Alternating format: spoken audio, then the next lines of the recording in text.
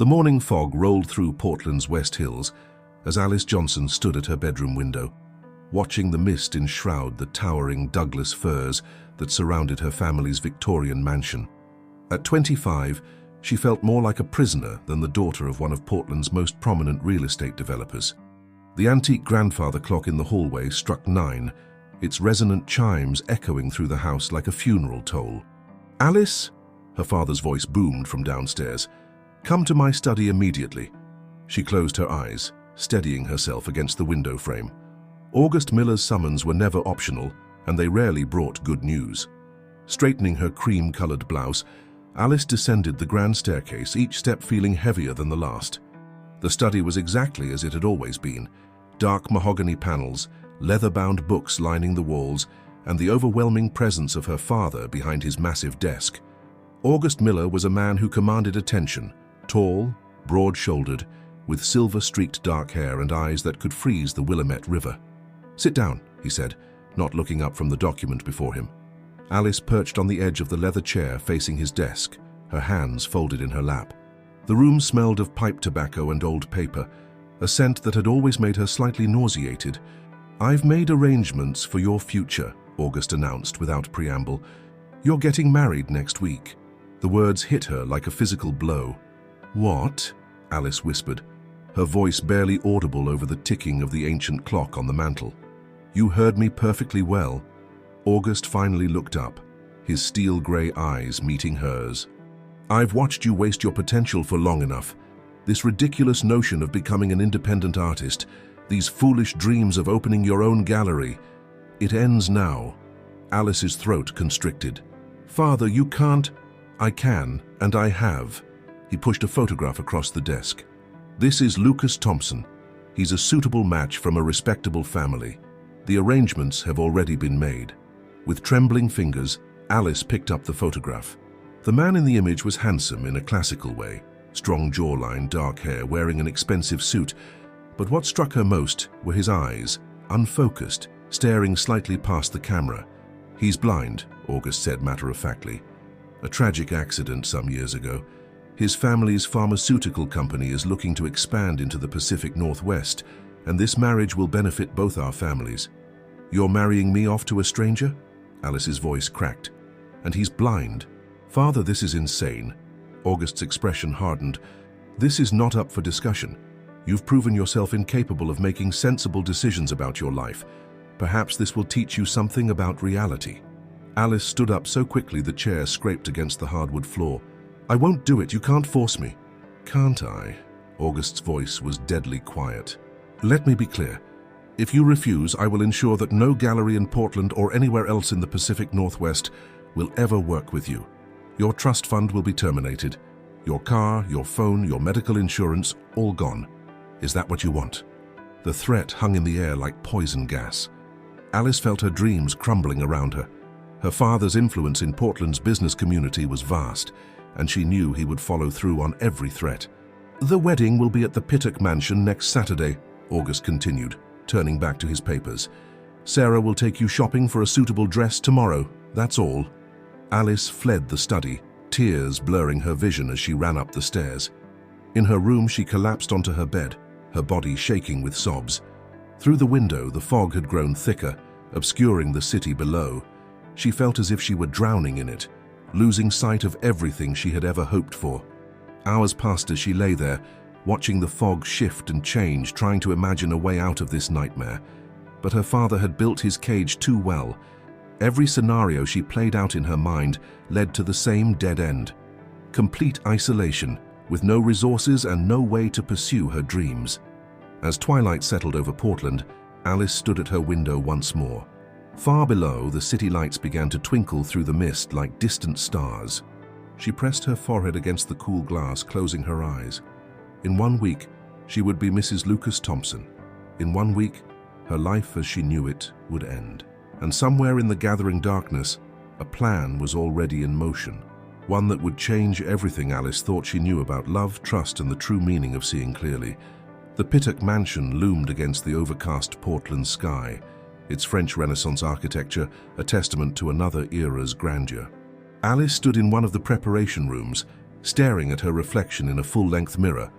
The wedding dress, chosen by her father's assistant, was a designer masterpiece of silk and lace, beautiful, expensive, and feeling more like a straitjacket with every passing moment.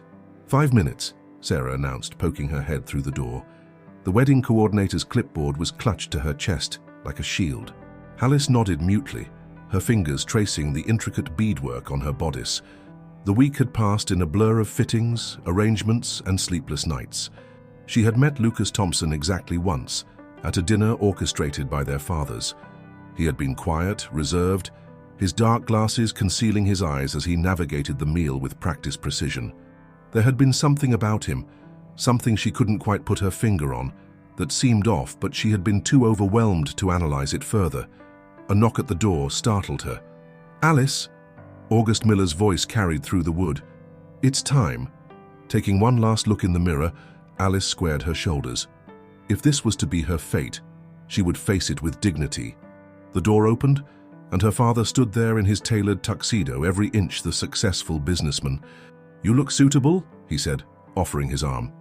The mansion's music room had been transformed into a wedding chapel.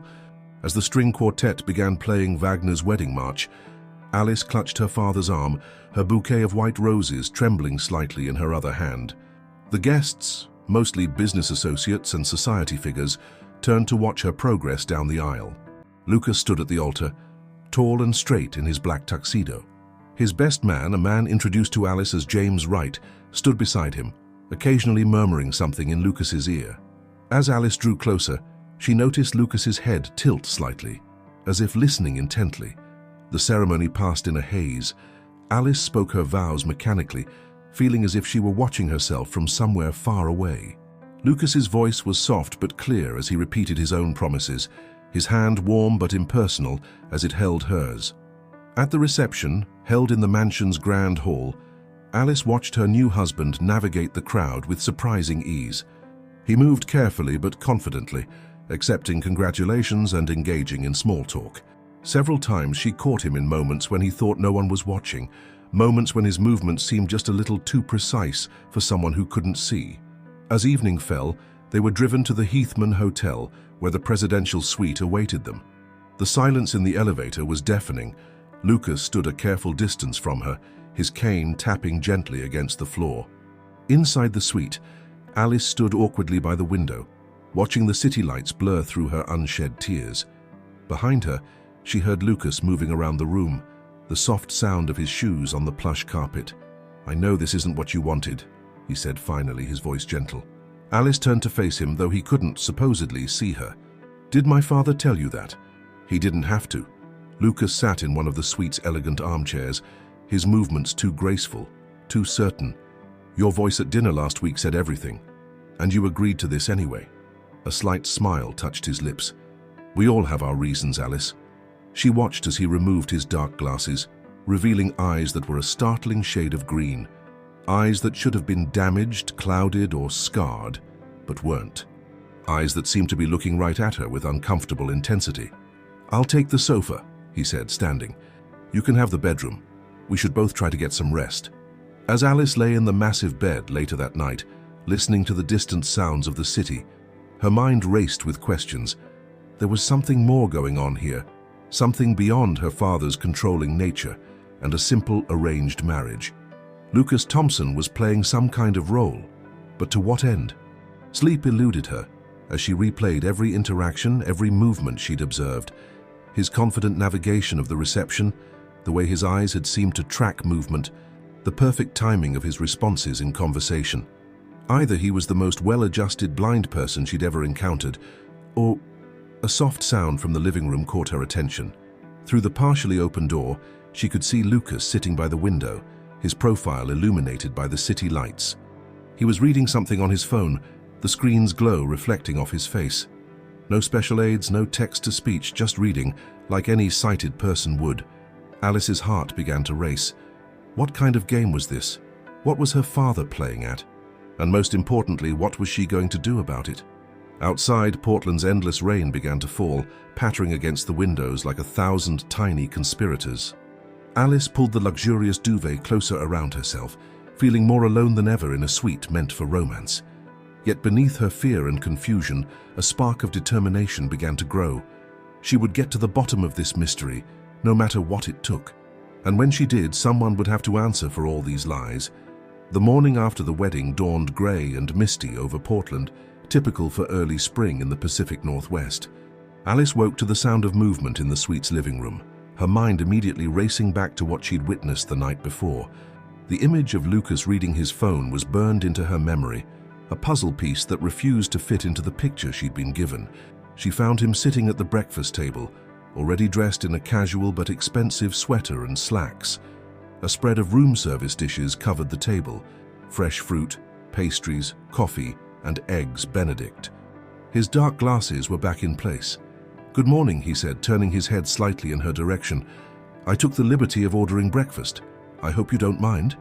Alice studied him carefully as she sat down.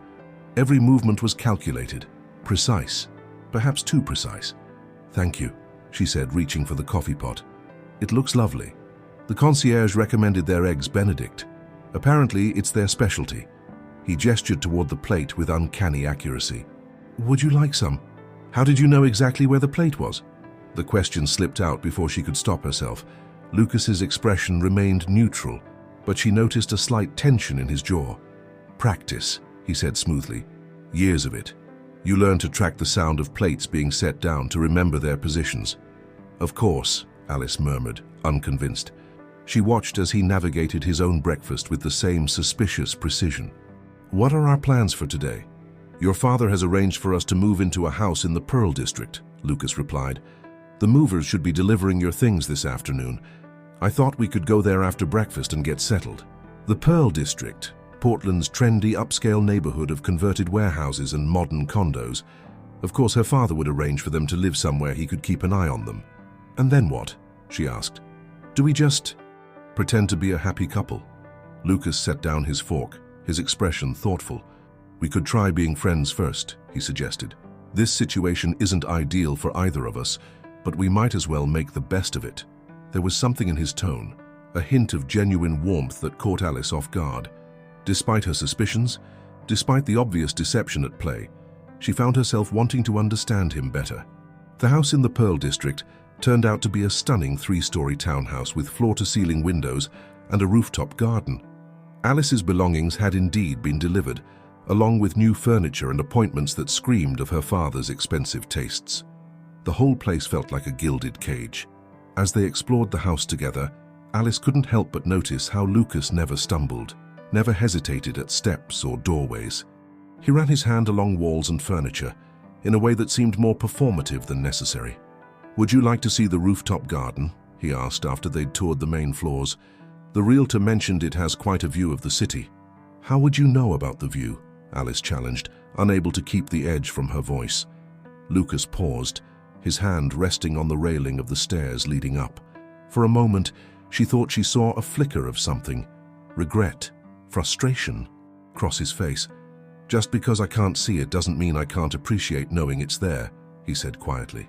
The rooftop garden was beautiful, a private oasis above the busy streets. Raised beds held early spring flowers, and comfortable seating areas were arranged to take advantage of the panoramic views of the city and the distant mountains. Alice walked to the edge, gripping the railing as she looked out over Portland. "Tell me what you see," Lucas said, coming to stand beside her. "Help me understand your perspective." The request caught her off guard. There was a vulnerability in his voice that seemed genuine, making her question her certainty about his deception. She found herself describing the scene, the way the afternoon sun broke through the clouds to glint off the Willamette River, the snow-capped peak of Mount Hood in the distance, the mix of historic and modern buildings creating the city's unique skyline. As she spoke, she noticed Lucas tilting his head slightly, as if drinking in her words. His posture relaxed, and for a moment, the careful performance seemed to fade. Then his phone buzzed in his pocket, and the walls came back up instantly. "Excuse me," he said, stepping away. "I need to take this." Alice watched as he walked to the other side of the roof, his movements once again precise and measured. He turned his back to her as he answered the phone, speaking too quietly for her to hear. The performance was back, but now she'd seen behind the curtain, if only for a moment. That evening, they ordered takeout from a popular Thai restaurant nearby. Over pad Thai and green curry, they began to talk, really talk. Lucas told her about growing up in Boston, his years at Harvard Business School, his work with his family's pharmaceutical company. Every story rang true, yet Alice sensed he was carefully editing certain details. "What about you?" he asked, expertly picking up another bite with his chopsticks. "Tell me about your art. What inspires you?" The genuine interest in his voice made her pause. How did he know she was an artist? Had her father mentioned it, or had he seen her work somewhere? The questions multiplied, but instead of asking them, she found herself telling him about her passion for mixed media art, her dreams of opening a gallery that would showcase emerging Pacific Northwest artists. As she spoke, she noticed something else. Lucas was looking directly at her. His glasses slightly slipped down his nose, revealing those startlingly green eyes tracking her movements. When he realized his mistake, he quickly adjusted his glasses and shifted his gaze to a point over her shoulder. Later that night, lying in her new bed in her new room, Alice stared at the ceiling and tried to make sense of it all. Lucas Thompson was clearly not blind, yet he was maintaining this elaborate charade. But why? What could possibly be worth this level of deception? And why, despite every reason not to, did she find herself wanting to trust him? A week into their unusual marriage, Alice received an invitation that would change everything. The Portland Art Museum was hosting a showcase of emerging local artists, and her name was on the list. She stood in the kitchen, staring at the elegant invitation with trembling hands, knowing this had to be her father's doing, either a test or another form of control. "What is it?" Lucas asked, entering the kitchen.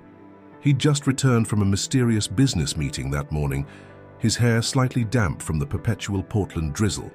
"An invitation to show my work at the museum," Alice said, studying his reaction carefully. "Though I suspect my father pulled some strings." Lucas's expression remained carefully neutral behind his dark glasses. "Are you going to accept?" "I don't know," she admitted. "It feels like another one of his manipulations."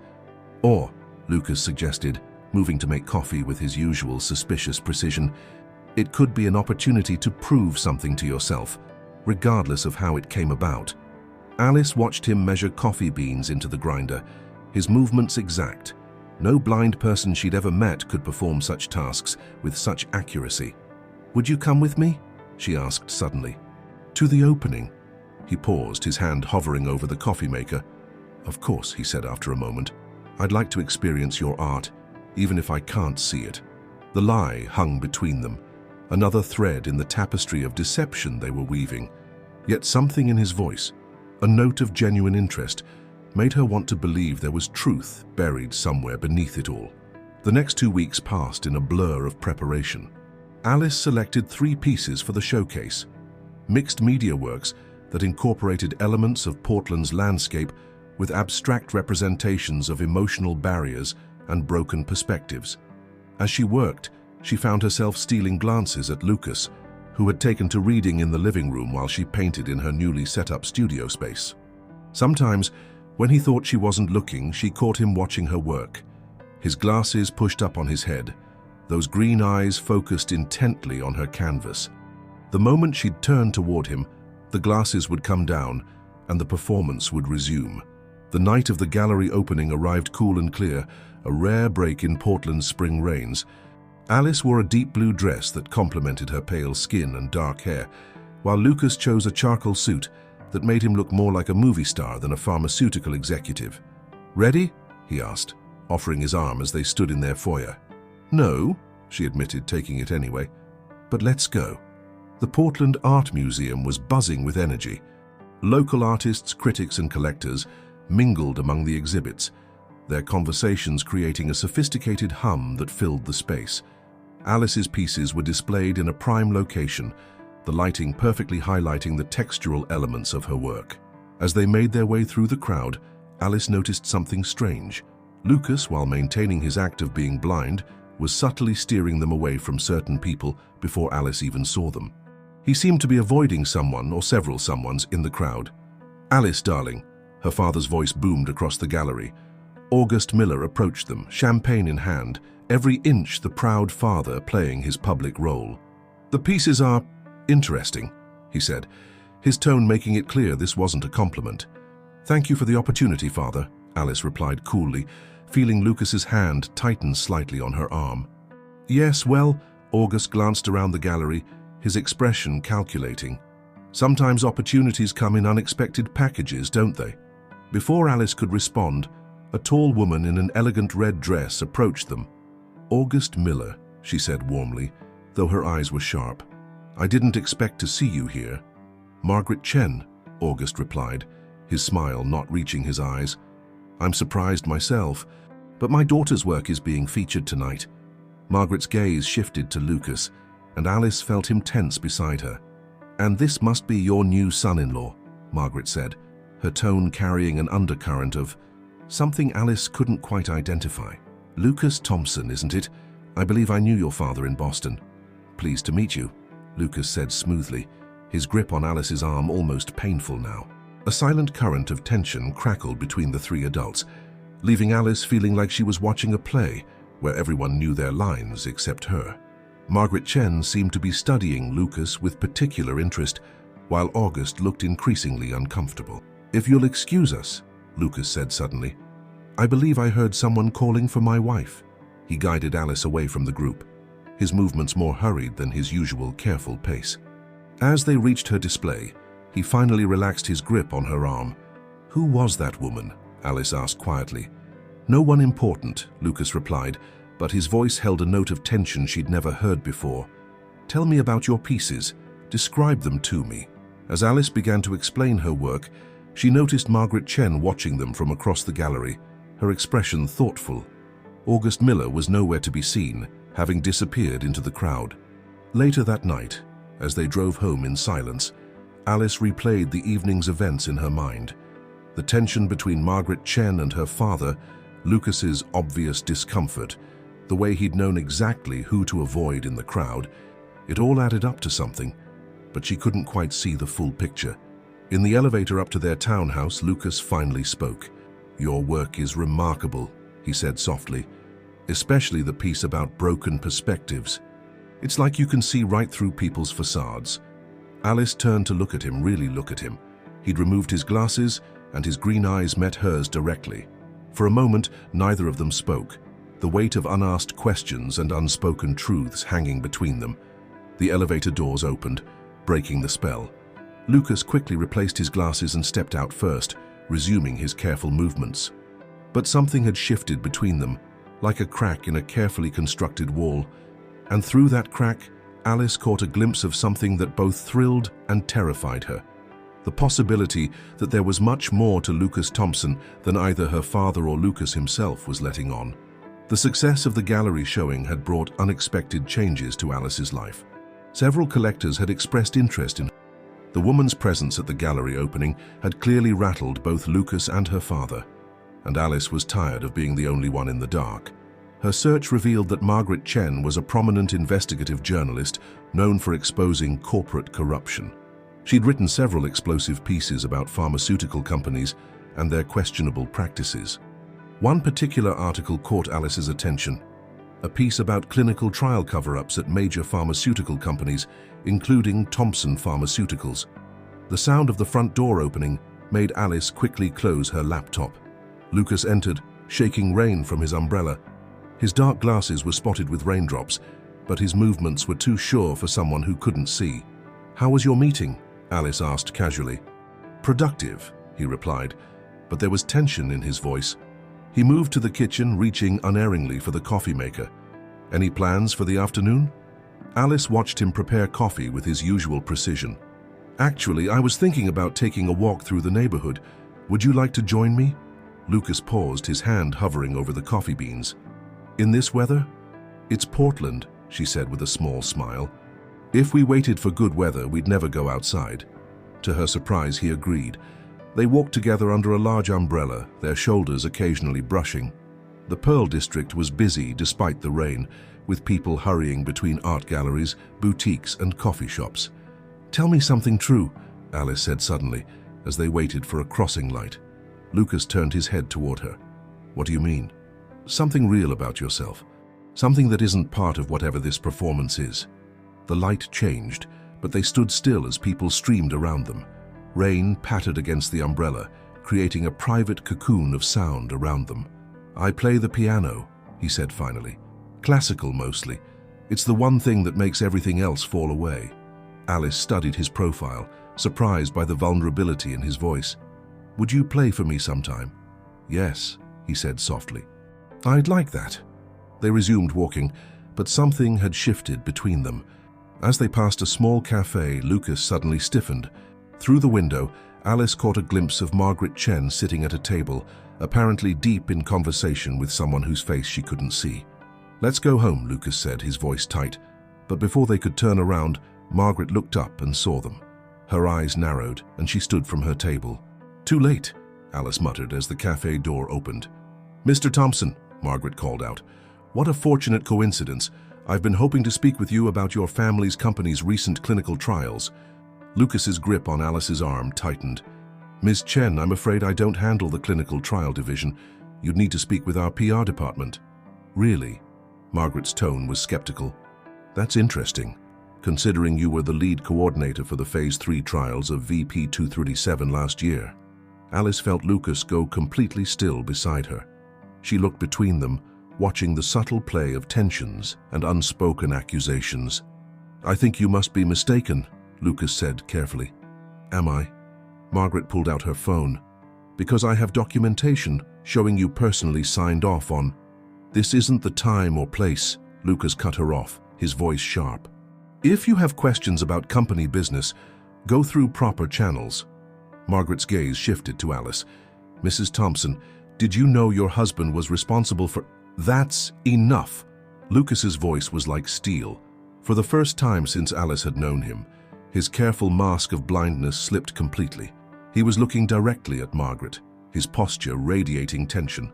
Margaret smiled, but it wasn't friendly. "Interesting," she murmured. "Very interesting." Before she could say more, Lucas was guiding Alice away, his movements no longer pretending to be those of a blind man. They walked quickly through the rain, neither speaking until they were back in their townhouse. "Lucas," Alice said, as he locked the door behind them. "What was that about? What is VP-237? He stood with his back to her, one hand pressed against the door. Slowly, he removed his dark glasses and turned to face her. His green eyes were troubled, filled with a mix of emotions she couldn't quite read. "You deserve the truth," he said quietly. "But it's complicated, and it's not just my secret to tell." "Try me," Alice said, crossing her arms. "I think I've proven I can handle complicated." Lucas ran a hand through his hair, a gesture of genuine frustration that seemed to break through his usually controlled demeanor. "What I'm about to tell you could put people in danger. Are you sure you want to know?" Alice thought about everything she'd learned. Her father's manipulation, Lucas's deception, Margaret Chen's accusations. She thought about the way Lucas had played his role, and the moments when he'd let it slip. She thought about the growing feelings between them, built on a foundation of lies, but somehow feeling more real than anything else in her life. "Yes," she said firmly. "I want to know everything." Lucas moved to the window, looking out at the rainy city below. "It started 2 years ago," he began, "when I discovered something in our company's trial data that didn't add up." Lucas's voice was low and steady as he continued his story, still staring out at the rain-slicked streets of Portland. VP-237 was supposed to be a breakthrough medication for treating early-onset Alzheimer's. The initial results were promising, too promising. When I started looking deeper into the trial data, I found inconsistencies. Alice sat on their living room couch, watching his reflection in the window. What kind of inconsistencies? Altered results, missing data points, test subjects whose records seemed to change overnight. He turned to face her, his green eyes intense. Someone was manipulating the trial data to make the drug appear more effective than it was, while hiding serious side effects. Your family's company was falsifying drug trial data. Alice felt her stomach twist. Not my family, not directly, but someone high up in the company was working with outside interests. Lucas moved to sit across from her. I took my concerns to the board of directors, including evidence I'd gathered. The next day, I was told to drop it. The day after that, I had an accident in the parking garage that conveniently damaged my eyes. Alice's hand flew to her mouth. They hurt you? The damage was temporary, but the message was clear. His smile was bitter. That's when I decided to play their game. I let everyone believe the injury was permanent, that I'd lost my sight. People talk more freely around a blind man. They let their guard down. And my father. How does he fit into all this? Lucas leaned forward, resting his elbows on his knees. August Miller isn't just a real estate developer. He's one of the major investors in Thompson Pharmaceuticals' West Coast expansion. When I discovered his involvement in the cover-up, I needed a way to get closer, to find proof. So you agreed to marry me to investigate my father. Alice stood up, anger and hurt warring in her chest. No! Lucas stood as well, reaching for her hand. That's how it started, yes. Your father approached mine about the marriage arrangement, seeing it as a way to keep me under control. But I saw it as an opportunity to gather evidence. And now? Alice's voice was barely a whisper. Now? Lucas's grip on her hand tightened. Now I'm in an impossible situation. Because everything I thought I knew about this investigation, about your father's involvement, about my own family's corruption, it all pales in comparison to how I feel about you. The rawness in his voice made Alice's heart skip. She looked down at their joined hands, remembering all the small moments over the past weeks, his genuine interest in her art, their conversations on the rooftop, the way he'd begun to let his guard down around her. Margaret Chen, she said slowly. She's helping you investigate? Lucas nodded. She's been tracking similar cases across the pharmaceutical industry. We've been working together, building a case strong enough that it can't be buried. And the clinical trials? Are they still ongoing? They're scheduled to begin the final phase next month. If the drug gets approved, he shook his head. The side effects we discovered in the early trials were devastating. We can't let it happen. Alice took a deep breath, squaring her shoulders. What can I do to help? Lucas stared at her in surprise. Alice, no, this is too dangerous. My father arranged a sham marriage to protect his investment and control my life, she cut him off. I think I'm done worrying about what he wants. A small smile touched Lucas's lips. You're remarkable, you know that? I'm angry, she corrected him. I'm angry that my father used me as a pawn. I'm angry that people's lives are being put at risk for profit. And yes, I'm angry that you lied to me. She stepped closer to him. But I understand why you did it. Now tell me how I can help make this right. Before Lucas could respond, his phone buzzed. He pulled it out, his expression darkening as he read the message. Margaret's source inside the company just confirmed the board is meeting tomorrow morning. They're pushing to fast-track the trials. Then we better move quickly, Alice said. She walked to the window, watching the clouds roll in over the city. My father's hosting a charity gala at the Pittock Mansion this weekend. All the major investors will be there, including the board members we suspect are involved in the cover-up, Lucas added, understanding dawning in his eyes. And I'm sure my father keeps sensitive documents in his home office. Alice turned back to Lucas. How good are you at multitasking? He raised an eyebrow. What did you have in mind? If I create a distraction at the gala, could you get into his office? Find the proof we need. Lucas studied her for a long moment. It would be risky. If we're caught, sometimes the biggest risks yield the greatest rewards, Alice said, quoting one of her father's favorite phrases with irony. Isn't that what he always says? A slow smile spread across Lucas's face. You really are full of surprises, Mrs. Thompson. You have no idea, she replied, a plan already forming in her mind. But first, you owe me something. What's that? You promised to play the piano for me. Alice gestured to the baby grand piano that came with the townhouse, another of her father's elegant touches. I think I need to know if there are any other hidden talents you've been keeping from me. Lucas's expression softened. He moved to the piano, sitting down with natural grace. As his fingers touched the keys, the opening notes of Beethoven's Moonlight Sonata filled the room. Alice watched his face as he played, seeing for the first time the man behind all the careful deceptions, a man trying to do the right thing in a web of corruption, a man who might just be falling in love with her as deeply as she was falling for him. Outside, the rain continued to fall on Portland's streets, washing away the day's pretenses. Tomorrow they would begin planning their risky move against her father and the pharmaceutical company. But for now, in the gathering darkness of their townhouse, they had this moment of truth between them, set to the haunting melody of Beethoven. The days leading up to the charity gala were filled with careful preparation. Alice and Lucas spent hours going over the layout of her childhood home, particularly the location and security of her father's office. Every detail needed to be perfect if they were going to pull this off.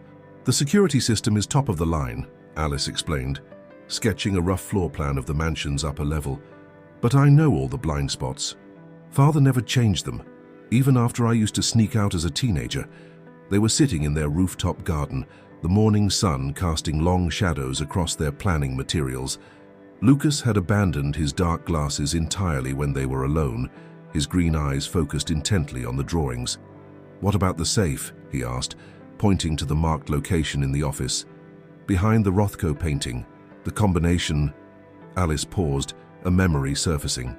"It's my mother's birthday. He never changed that either." Lucas looked up at her, hearing something in her voice. "You don't talk about her much." "She left when I was 12, Alice said quietly. "Father's control drove her away. He never forgave her, but he kept her birthday as his safe combination. I think it's his way of holding on to her." Lucas reached across the table, taking her hand. The gesture was becoming familiar, comforting. "We don't have to do this, Alice. I can find another way." "No," she said firmly. "People's lives are at stake. Besides," she added with a slight smile, "I'm starting to enjoy the idea of being a corporate spy. Maybe I'll put it in my next art installation." The day of the gala arrived clear and unseasonably warm. Alice stood in front of her mirror, adjusting the emerald green gown she'd chosen for the evening. The color matched Lucas's eyes, a detail she'd kept to herself, but smiled about privately. "You look stunning," Lucas said from the doorway of her room. He was impeccable in his tuxedo, his dark glasses back in place for their public appearance.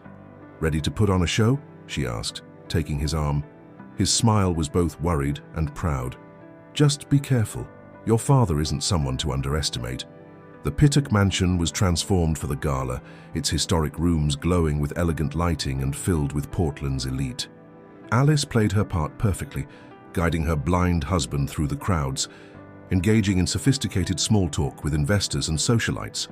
August Miller held court in the grand hall, every inch the benevolent host. "Alice, darling," he called out as they approached. "And Lucas, good to see you both. I trust married life is treating you well?" "Wonderfully," Alice replied, squeezing Lucas's arm. "Though I'm not sure how much credit you can take for that, Father." August's smile tightened slightly. "I only want what's best for you, dear.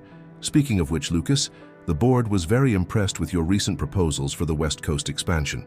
"Thank you, sir," Lucas replied smoothly, "though I'm sure today's focus should be on the charitable causes we're here to support." Of course, of course." August gestured to a group of well-dressed executives nearby. "Lucas, I believe some of the board members were hoping to discuss a few matters with you. Would you mind?" It was the opening they'd been waiting for. "Not at all," Lucas said. "Alice, would you mind getting me a drink while I bore these gentlemen with business talk?" "Of course, darling."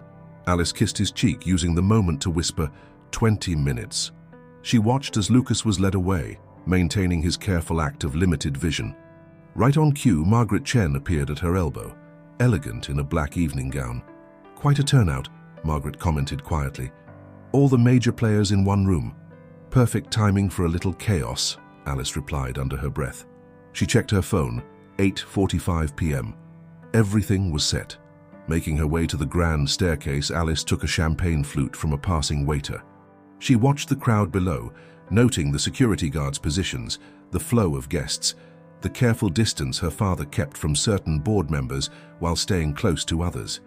At precisely 9:08 p.m., she began her performance. "Everyone, may I have your attention, please?" Her voice carried across the hall, turning heads. "I'd like to propose a toast to my father, the great August Miller." The crowd turned, raising their glasses. August looked up, surprise and suspicion warring on his face. "My father has always believed in control," Alice continued, her voice clear and steady. "Control of his business empire, control of his investments, control of his daughter's life. Tonight, we're here to celebrate his charitable works, but let's also celebrate the way he orchestrates everything and everyone around him, like a puppet master pulling strings." A murmur went through the crowd. August started toward the stairs, his face darkening. "Alice," he warned, but she wasn't finished.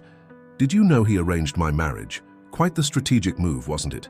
Tying his pharmaceutical investments to his personal life, everything in its proper place, everyone playing their assigned roles. The murmuring grew louder.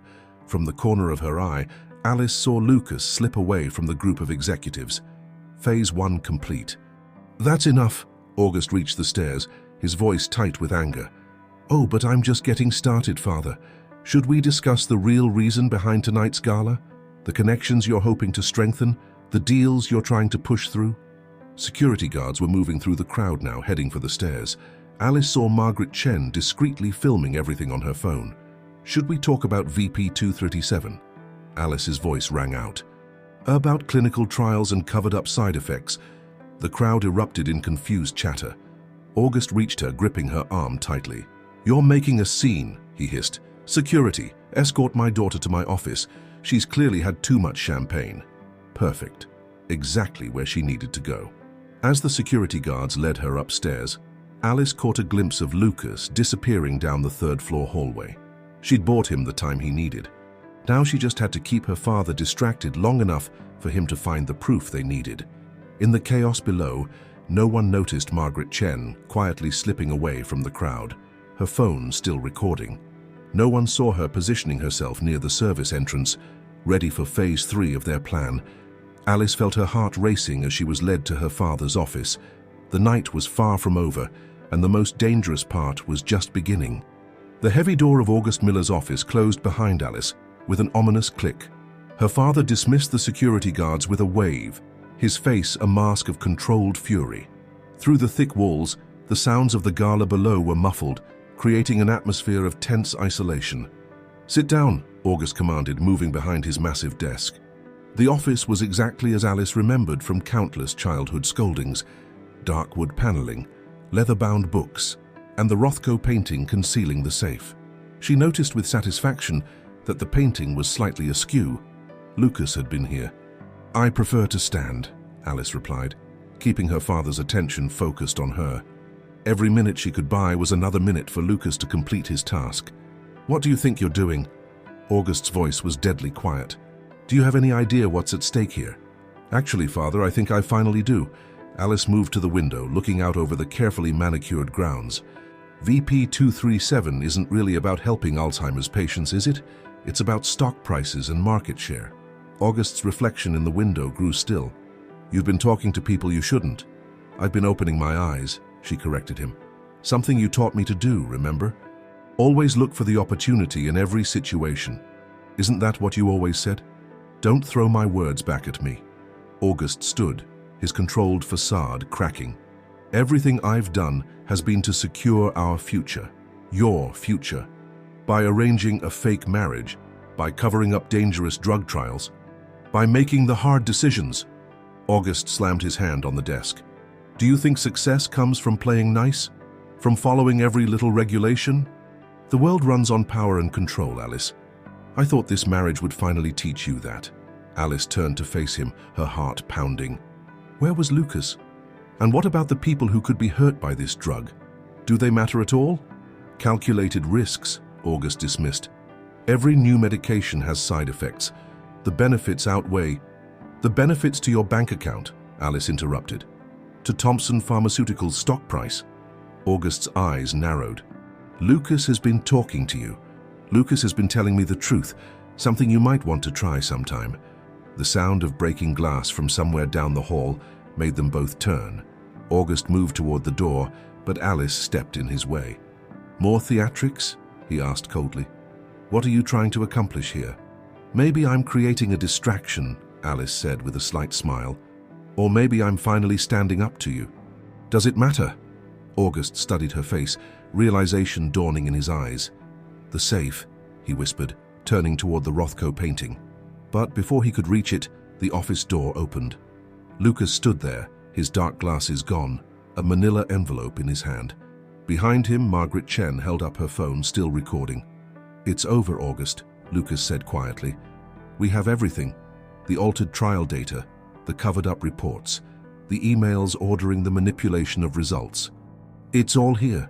You, August snarled, starting toward Lucas. You played me from the beginning. Not quite from the beginning, Lucas replied, glancing at Alice. Some things can't be planned. Whatever you think you have, it won't matter, August said, his composure returning. Do you have any idea how many lawyers I have? How many judges owe me favors? That's why we're not just taking this to the courts, Margaret spoke up, waving her phone. Your speech about VP 237 is already trending on social media, August. The evidence is being uploaded to secure servers as we speak. By morning, every major news outlet will have copies. Alice watched her father's face as the implications sank in. She'd never seen him look so defeated. You're finished, father, she said softly. The clinical trials will be suspended. There will be investigations. And I'll finally be free of your control. August sank into his chair, suddenly looking old. You don't understand what you've done, he said. The company, our reputation, will survive, Lucas finished, after a leadership change and a complete overhaul of testing protocols. My family's company will come back stronger, more ethical, and your investment will be protected, provided you cooperate with the investigations. Sirens could be heard in the distance, growing closer. Margaret checked her phone. FDA officials are on their way, along with some very interested federal agents. Alice, August said, looking at his daughter. Everything I did, it was all for you. No, she replied gently. It was all for you. But now it's time to let go. The office door opened again as federal agents entered, followed by FDA officials. Alice stepped back, watching as her father was read his rights. The giant of her childhood, the puppet master who had controlled her life for so long, suddenly seemed small. Lucas moved to her side, taking her hand. Are you okay? Alice squeezed his hand, watching as the agents began collecting documents. I think I finally am. Later that night, after hours of giving statements and watching agents cart away boxes of evidence, Alice and Lucas stood in the mansion's garden. The gala guests were long gone, leaving only police lights flashing against the historic facade. What happens now? Alice asked, looking up at the stars emerging from Portland's perpetually cloudy sky. The company will face investigations, fines. There will be trials, testimony. Lucas pulled her closer. But VP 237 will never hurt anyone. That's what matters. And us? She turned to face him. Was any of it real? Lucas cupped her face in his hands. The marriage was arranged. The falling in love with you? That was the most real thing that's ever happened to me. Alice smiled, tears pricking at her eyes. Even though I'm the daughter of the man who nearly destroyed your family's company? Even though, he assured her. Maybe especially because you helped save it instead. As they kissed in the garden, a soft rain began to fall. Typical Portland weather returning after the chaos of the night. But neither of them moved to go inside.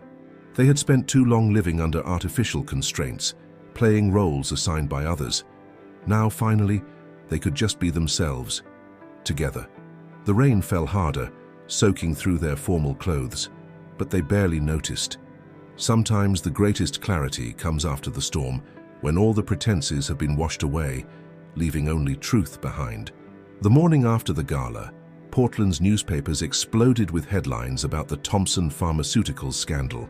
Alice sat in their townhouse's kitchen, scrolling through news articles on her tablet, while Lucas made coffee. The normalcy of the domestic scene felt surreal after the previous night's events. Pharmaceutical heir and whistleblower exposes clinical trial fraud, Alice read aloud. Portland real estate mogul August Miller implicated in cover-up. They're calling it the biggest pharmaceutical scandal of the decade. Lucas set a steaming mug in front of her.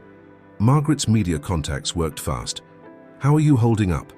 Alice wrapped her hands around the warm cup, breathing in the rich aroma of Portland's finest local roast. It's strange. I always thought exposing my father's control would feel like a victory. Instead, I just feel sad, Lucas suggested gently, sitting beside her. Maybe. Or maybe just free. She looked up at him. How are things with your family? Lucas ran a hand through his hair, a gesture she'd come to recognize as a sign of stress. My mother called this morning. The board is in emergency sessions. There's talk of my father stepping down as CEO, letting me take over temporarily while we implement reforms. Are you ready for that? I don't know, he admitted, but I think it's necessary. The company needs to change, and maybe I'm the one who needs to guide that change. Alice reached for his hand, intertwining their fingers. Whatever you decide, I'm here."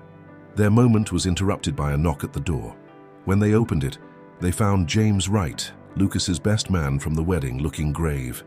"The FBI is asking for both of you," he said without preamble. "They're at the federal building downtown. They want to go over your statements again." The next several hours were spent in separate interview rooms, repeating their stories to federal agents. Alice described her father's controlling behavior, the arranged marriage, and her discovery of the pharmaceutical conspiracy. In another room, Lucas detailed the clinical trial cover-up, his fake blindness, and the evidence they'd gathered. When they finally emerged into the late afternoon sun, they found Margaret Chen waiting for them on the federal building steps. "Thought you might need this," she said, holding out a flash drive.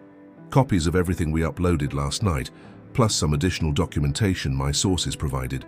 The story's gaining traction nationally." "Thank you," Lucas said, taking the drive. "For everything." Margaret smiled. "Just make sure it was worth it.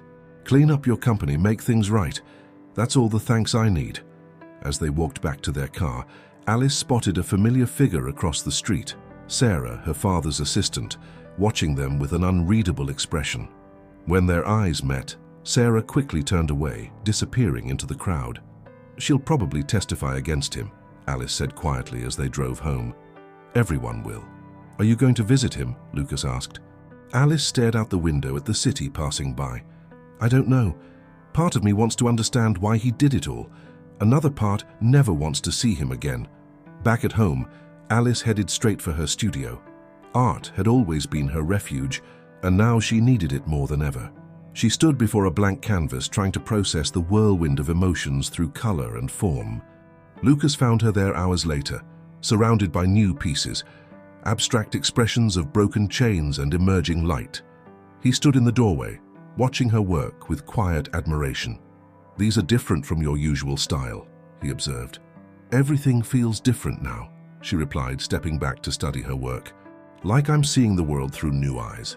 "Speaking of eyes," Lucas said with a slight smile, "I suppose I don't need these anymore."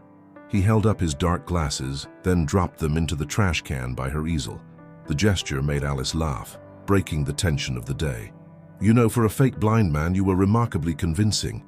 I had motivation to be," he said, moving closer. "Though I have to admit, pretending not to see you was the hardest part." Alice set down her paintbrush, turning to face him. "And now? What do you see?" Lucas traced her cheekbone with his thumb, leaving a smudge of blue paint she'd transferred to his hand. "I see the woman I fell in love with, the one who helped me find the courage to do what was right, the one I want to build a real life with. No more pretenses, no more lies. A real life," Alice repeated thoughtfully. "I'm not sure I even know what that looks like anymore. Then we'll figure it out together." Lucas glanced at her paintings, starting with finding a gallery for these new pieces. "They're powerful, Alice. They tell a story that needs to be heard."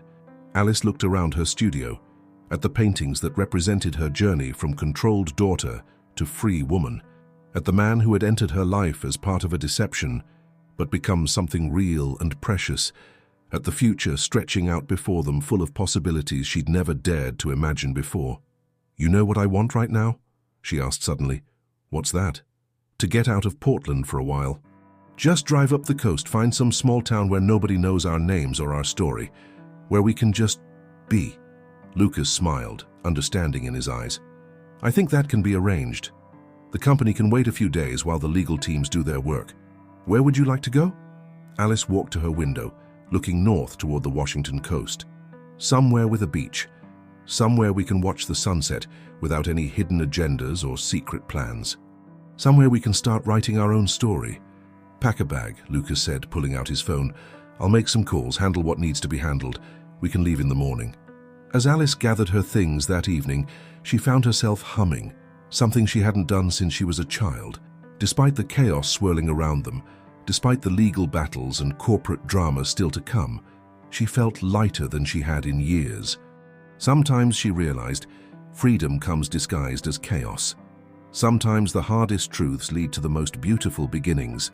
And sometimes, love grows strongest in the aftermath of deception, when all the masks have fallen away and only honesty remains. The small coastal town of Cannon Beach welcomed them with misty morning air, and the distant sound of waves. Alice and Lucas had driven north along Highway 101, watching the sunrise paint the Pacific Ocean in shades of pink and gold. Their impromptu escape felt both reckless and exactly right. They found a charming bed and breakfast overlooking the beach, run by an elderly couple who didn't seem to recognize them from the news. The room was cozy, with a private balcony facing the iconic Haystack Rock jutting from the surf. "I used to come here as a child," Alice said as they walked barefoot along the beach. "Before my mother left, we'd collect seashells and build sandcastles. Father never came, he said it was a waste of time." Lucas squeezed her hand. "What happened with your mother?" Alice stopped, watching the waves crash against Haystack Rock. "She was an artist too. Father tried to control her the same way he controlled me. One day she just couldn't take it anymore. She left a note saying she needed to find herself. Father burned all her paintings. Have you ever tried to find her? Father made sure I couldn't. Changed her alimony arrangements so she had to agree not to contact me." Alice picked up a smooth stone, turning it over in her hands. "I used to hate her for leaving me with him. Now I think I understand her better." Lucas watched a flock of seabirds wheel overhead. "We could look for her, you know, now that your father can't interfere." Alice smiled, slipping the stone into her pocket. "Maybe. But first I need to figure out who I am without his influence. Without anyone's influence." They spent the day exploring the small town, ducking into art galleries and local shops. In a tiny bookstore, they found themselves browsing the poetry section together, shoulders touching as they read verses aloud in whispered voices. "Listen to this one," Alice said, opening a worn volume of Mary Oliver. "Tell me, what is it you plan to do with your one wild and precious life?" Lucas looked at her over the book. "What do you plan to do?" "Paint," she said immediately. "Create art that tells the truth about power and freedom. Maybe help other people break free from control." She paused, considering. "What about you? Will you really take over the company?" "I think I have to," Lucas replied, shelving the poetry book. "Not because anyone's forcing me, but because it's the right thing to do. The company needs someone who'll prioritize ethics over profits." They bought coffee from a local roaster and walked to the beach again, finding a driftwood log to sit on while they watched the sunset. Their phones had been buzzing all day with messages from lawyers, reporters, and family members. But here, with the sound of the waves drowning out the world's demands, none of that seemed to matter. "I've been thinking," Lucas said, as the sky turned purple and orange. "About our marriage." Alice tensed slightly beside him. "What about it?" "It started as a lie, an arrangement. But what we've built together, what we've been through, that's more real than any traditional marriage I know." "Are you saying you want to stay married?" Lucas turned to face her. "I'm saying I want to marry you for real. No arrangements, no hidden agendas, just us choosing each other." Alice felt tears prick at her eyes. "Even with all the chaos waiting for us back in Portland?" "Especially with all that chaos." Lucas took her hand, his green eyes sincere in the fading light. "You make me braver, Alice. You make me want to be better. When I was pretending to be blind, I spent so much time watching you. The way you moved, the way you saw beauty in everything, the way you fought against control. I fell in love with your strength, your creativity, your determination to live life on your own terms." Alice looked out at the ocean, remembering all the moments that had led them here. The arranged marriage that should have been another form of control, but instead had given her the partner she needed to break free. The lies that had somehow led to the deepest truth she'd ever known. "Yes," she said simply, turning back to him. "Yes, yes. I want to marry you for real." She smiled. "But this time I'm planning the wedding. Something small on a beach like this. No pharmaceutical executives, no business deals, no hidden motives." Lucas pulled her close, kissing her as the last rays of sun painted the sky in brilliant colors. When they finally broke apart, Alice rested her head on his shoulder, watching the stars begin to appear over the Pacific. "We should head back tomorrow," Lucas said reluctantly. "Face everything waiting for us." "I know," Alice agreed. "But let's remember this moment, this feeling. Whatever comes next, this is our truth." As darkness settled over Cannon Beach, they walked back to their bed and breakfast hand in hand. The path ahead wouldn't be easy. There would be trials, testimony, corporate restructuring, and the long process of healing from years of control and deception. But they would face it together, their love built not on perfect circumstances, but on the strength they'd found in each other. In their cozy room, Alice pulled out her sketchbook and began to draw. She captured the sunset, the waves, the feeling of freedom in quick, confident strokes.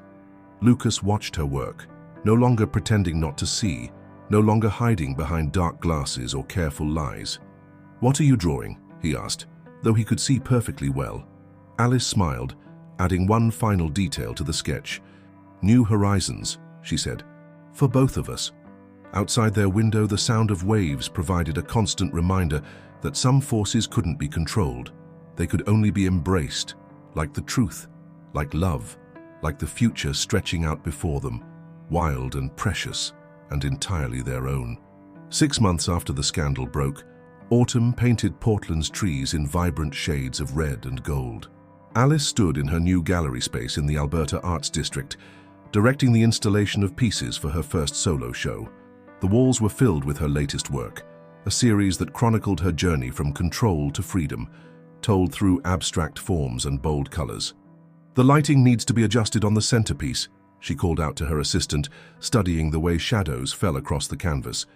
The piece in question was her largest yet, a massive mixed-media work that incorporated fragments of newspaper headlines about the Thompson Pharmaceuticals scandal alongside images of breaking chains and opening doors.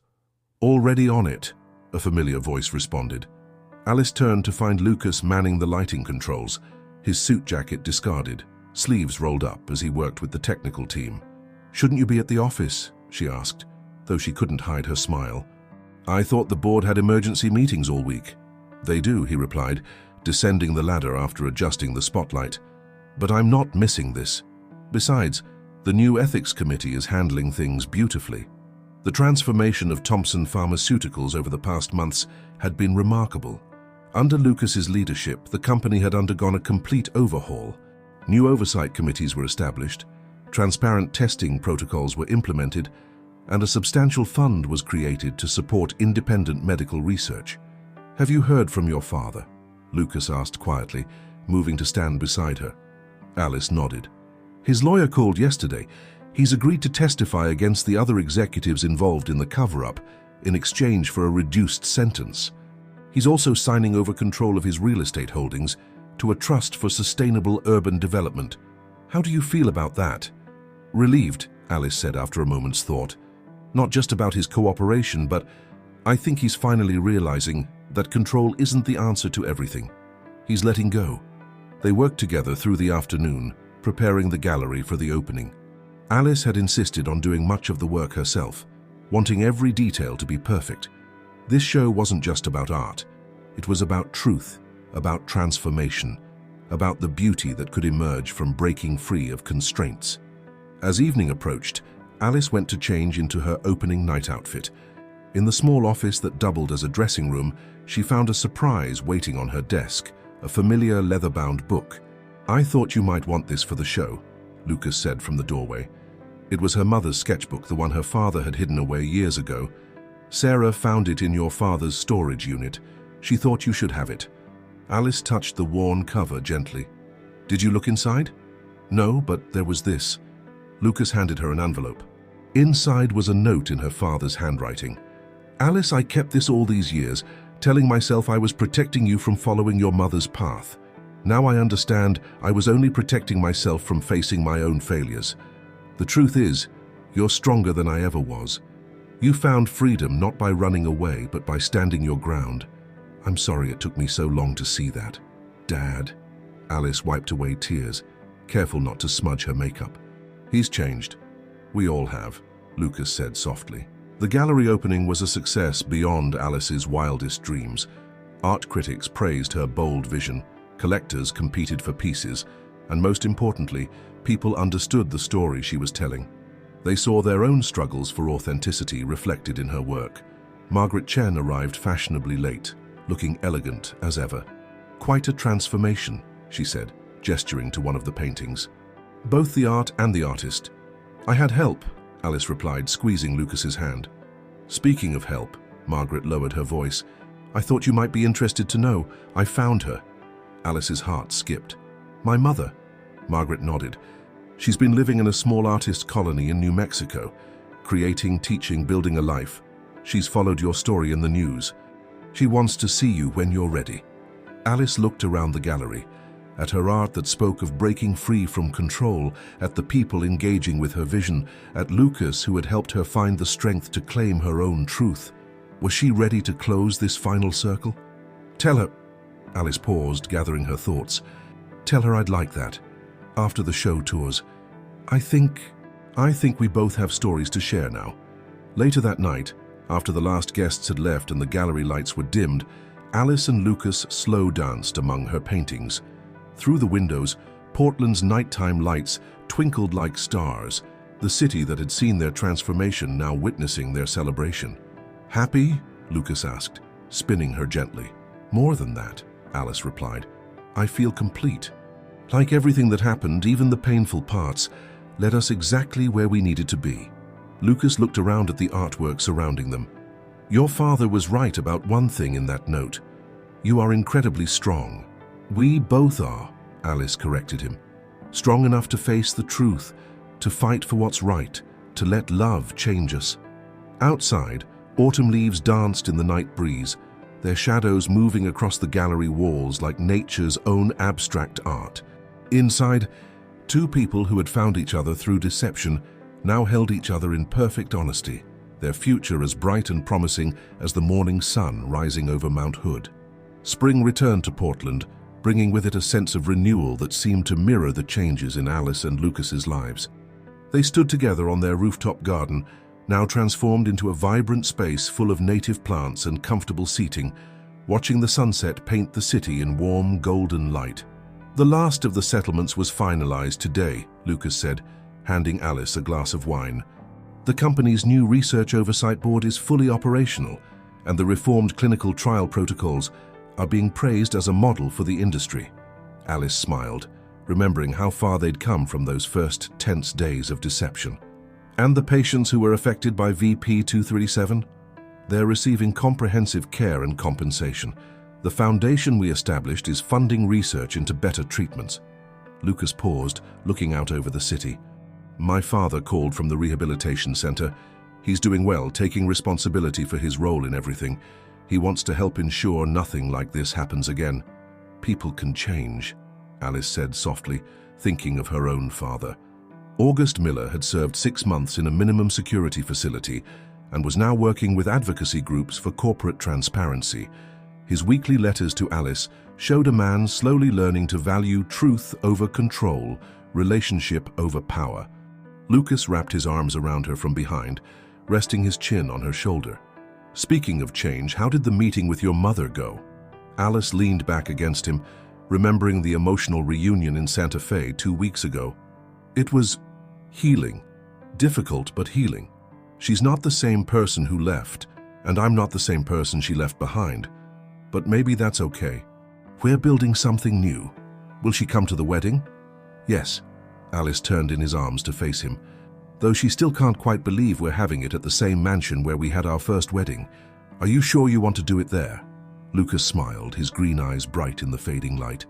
"I think it's perfect. That place represents where our story began, with lies and manipulation. Now we get to transform it into a place of truth and love. Full circle, like your art series." Alice's second gallery show had indeed been called Full Circle, a collection that explored themes of transformation and redemption.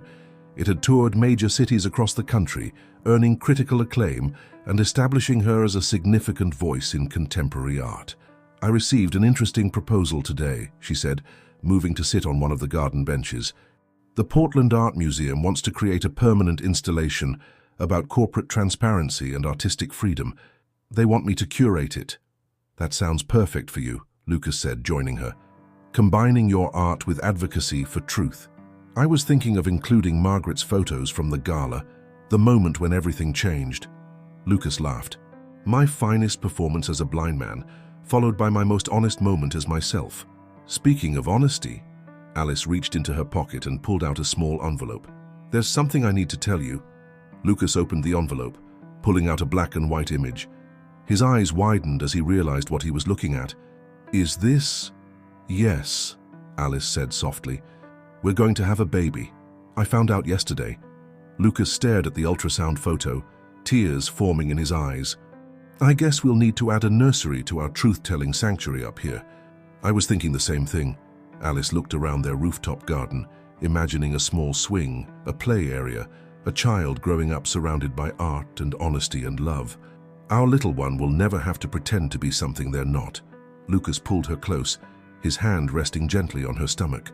No more masks, no more deceptions. Just truth and love and family. As the stars began to appear over Portland, Alice and Lucas sat together in their garden, planning their future. Below them, the city hummed with life and possibility. The Thompson Pharmaceuticals building gleamed in the distance, its new ethical research center a beacon of reform in the industry. The Portland Art Museum stood proud against the skyline, preparing to tell their story of transformation to future generations. In 1 month, they would gather their closest friends and family at the Pittock Mansion, not for a show of power and control, but for a genuine celebration of love. Alice's mother would walk her down the aisle. August Miller would attend, humbled and healing, ready to witness his daughter's true happiness. Margaret Chen would be there, not to expose secrets, but to celebrate truth. You know what I love most about this view? Alice asked, gesturing at the city spread out before them. What's that? From up here I can see everything clearly. No fog, no manipulation, no hidden agendas. Just the real Portland in all its beautiful complexity. Lucas kissed her temple. Like us, finally seeing each other and ourselves clearly. Alice touched the ultrasound photo in her pocket, thinking of the new life growing inside her. A life that would know only truth and love from its very beginning. Clarity, she said softly. It's a beautiful thing. They sat together as night fell over Portland, the city lights twinkling like stars fallen to earth. Their story had begun with deception, but it had blossomed into something real and precious. Love had transformed them, truth had freed them, and now they faced the future together, clear-eyed, honest, and completely themselves. In her studio the next day, Alice would begin a new painting. It would show two people standing in a rooftop garden, their faces turned toward the light, while below them a city transformed, and above them stars blazed with unwavering clarity. She would title it Truth in Bloom, a testament to the power of honesty, the strength of love, and the beauty of beginning again.